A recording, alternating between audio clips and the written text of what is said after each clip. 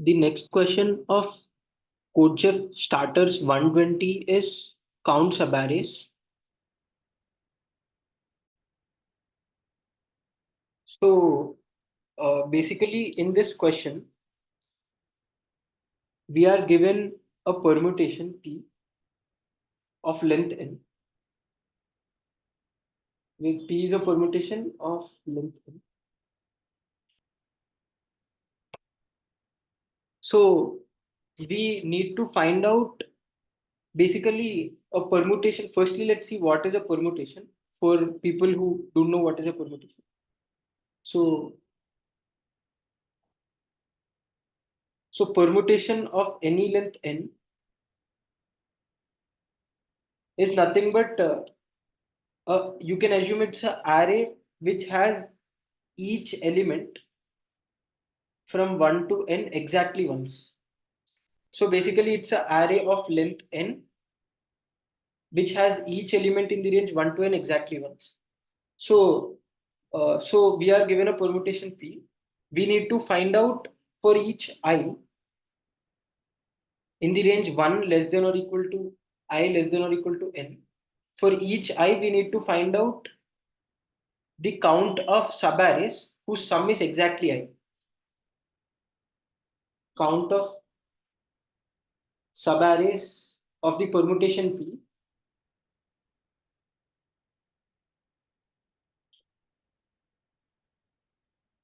whose sum is exactly I.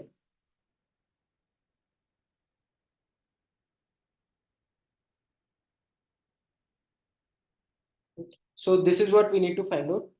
So we need to find out only for all i's in the range 1 to n. We need not find this value for I greater than n. So if we look at the constraints,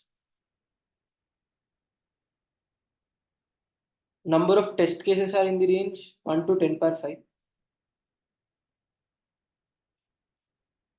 N is in the range 1 to 10 power 5. And P is a permutation. We can just write it as P is a permutation, which satisfies all the conditions of a permutation.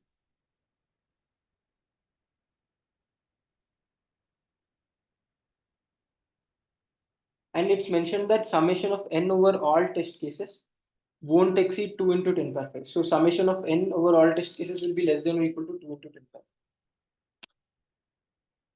So these are the constraints, and for each I, considering I as 1, how many subarrays?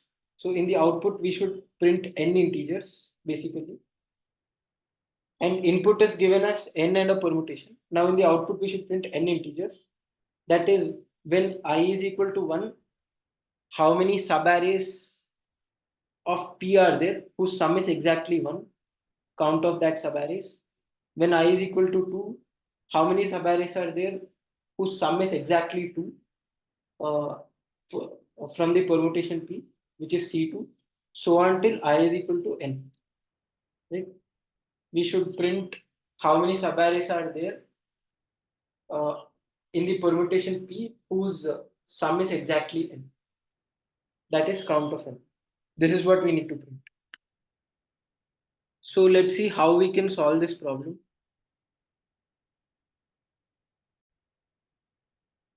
So this question is simple to solve. We can just do a brute force for this question. But the thing is, why do that brute force work? So firstly, let's see what we'll be doing for this. Let's say we have answer, and answer has initially 0 0. So this represents first subarray, second. So yeah, this represents first, second, third, so on till n. So basically, in answer we'll store how many subarrays are there whose sum is exactly 1 in permutation P. So let the given permutation be equal to, so let's consider zero based indexing for these permutations.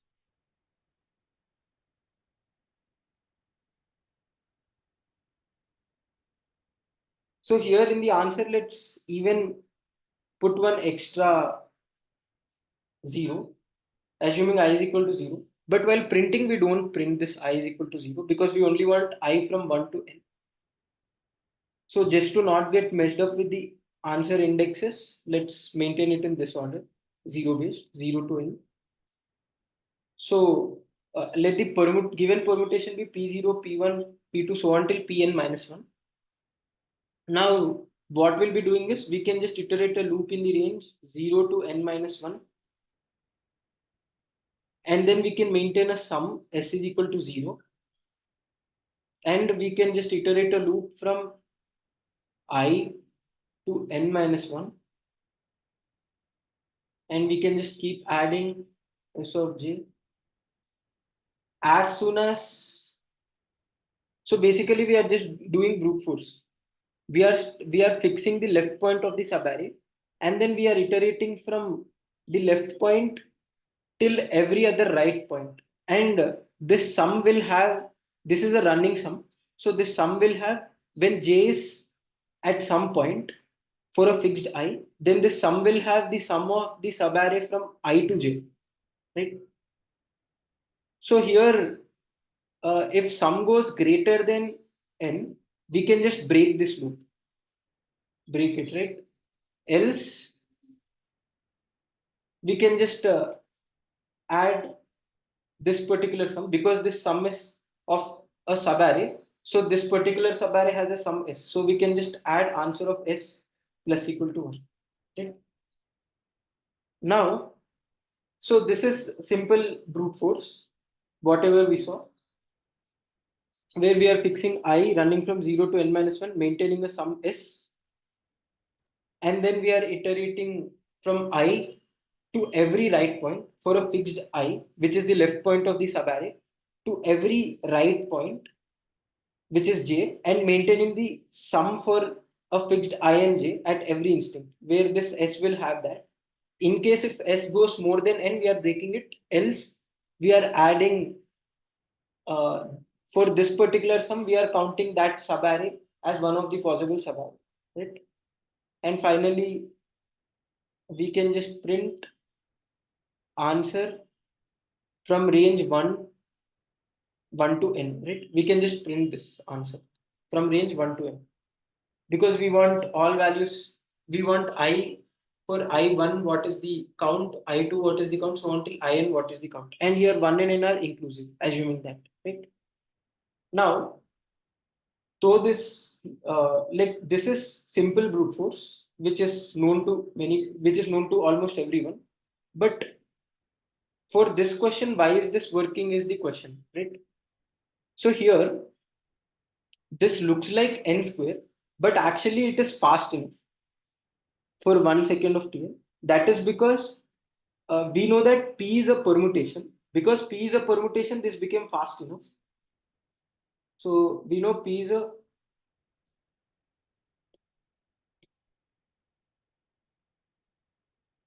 permutation, and we know one more thing, that is every value is present exactly once in the range 1 to n, right? In p, as it's a permutation, and uh, we don't care about arrays whose sum is greater than n, right?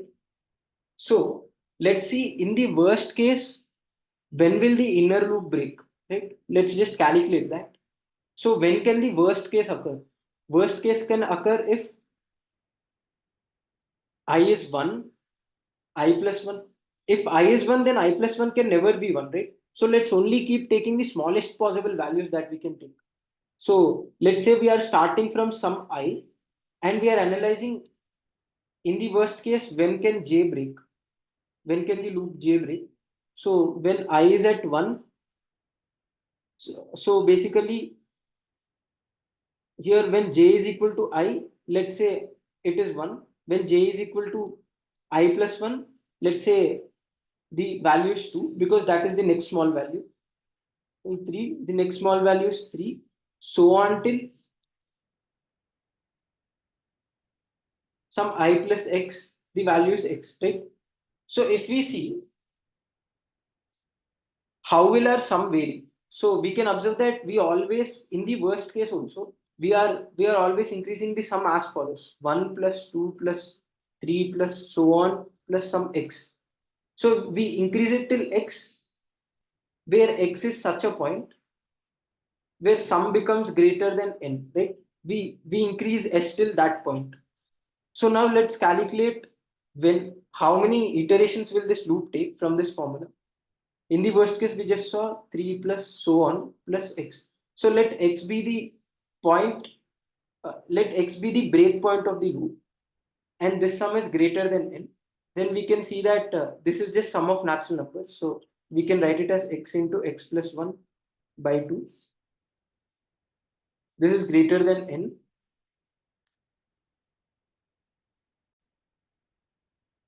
So now let's bring 2 to the other side. Then it becomes x into x plus 1 is greater than 2 into n, right? Now from this we can observe that it's x square plus x should be greater than 2 into n. So basically from this we are just finding out what can the x be, right?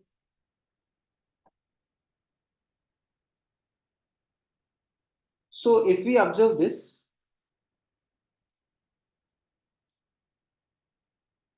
we got 2 into n, right?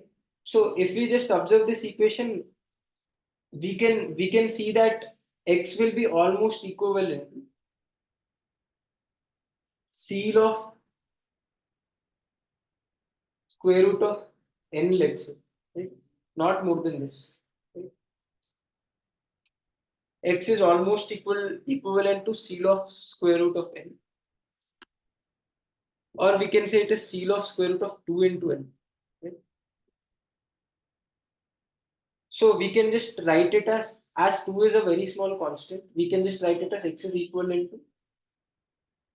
So you can analyze that from this part here. Basically we want to find out the smallest x square which is just greater than 2 into n, right? So if we look over, we can just write it like this: minus x, right? So x should be greater than square root of 2 into n minus x. So here we are just ignoring this x for now. Let's just ignore that x, because though we include the x, still the value will decrease. So we are just ignoring that x for now. Though we ignore the x, we can just observe that x is some value which is just greater than square root of 2 into n, right? But not more than that, because x is some value which is just greater than square root of 2 into n. We can say that x is nothing but it is, or we can just say x is, instead of saying it as seal part of square root of 2 into n, we can say x is, because we want the greater value, so we can say x is floor part of square root of 2 into n plus 1. At most x can be equivalent to this. So let's just ignore these constants, and I'll just write it as x is equivalent to square root of n, right? Floor part of square root of.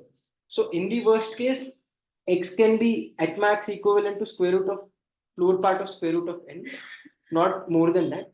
So practically, if we see, it's square root of floor part of square root of 2 into n plus 1. So x tells us the number of iterations which will happen, number of j loops iterations that will happen in the worst case.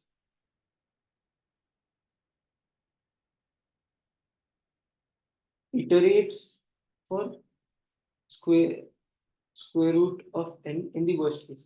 And now one more claim is this square root of n, it will be floor part of square root of n equivalent to, almost equivalent to floor part of square root of n.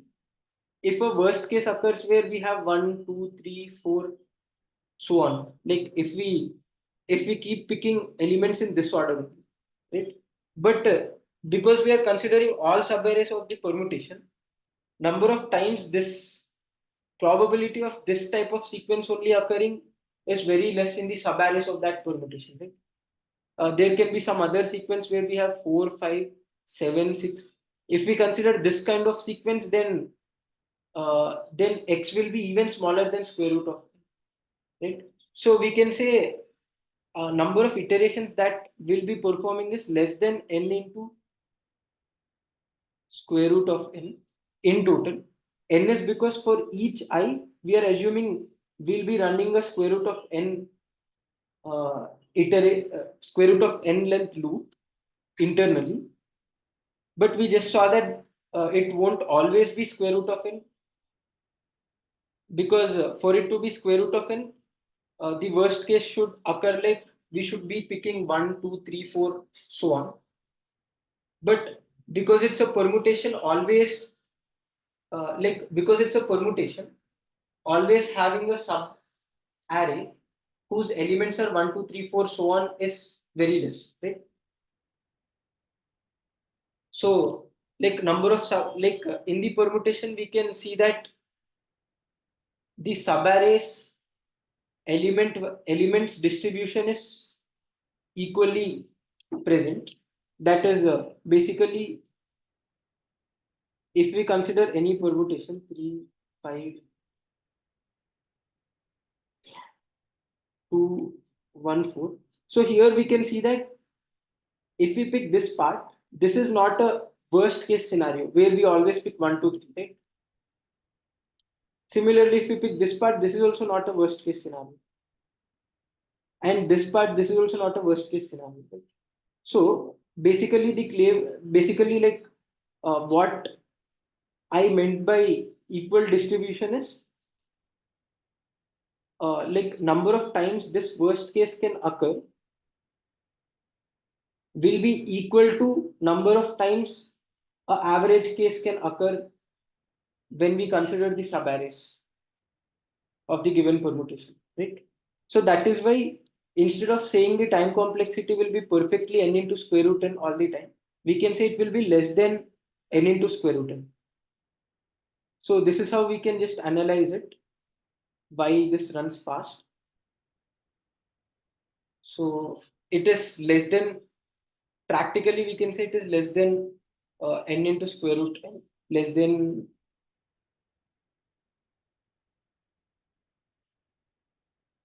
iterations. Yeah, iterations are less than n into square root n. Now, if we talk about time complexity in big O notation, in big O notation, we can just say it is big O of n square root n. Right? And space complexity, we can say it's big O of n, as we use one answer array of length n. So this way we can just do a brute force and solve it. And this is the proof for why the brute force works. So number of iterations that the brute force is taking, we just calculated and proved why it works. Now this part, now if we analyze n square root n, and we know it will be less than n square root n only. So n can be, in the worst case here, it's given n summation of n over all test cases won't exceed 2 into 10 power 5. So we can assume there are 2 test cases and n as 10 power 5 in the worst case, right? So if we see 2 into 10 power 5 into, if you just calculate this value, square root of 10 power 5, and we know this is less than this only. It won't perfectly be this. It will for sure be something lesser than this, which we also analyzed why it is lesser.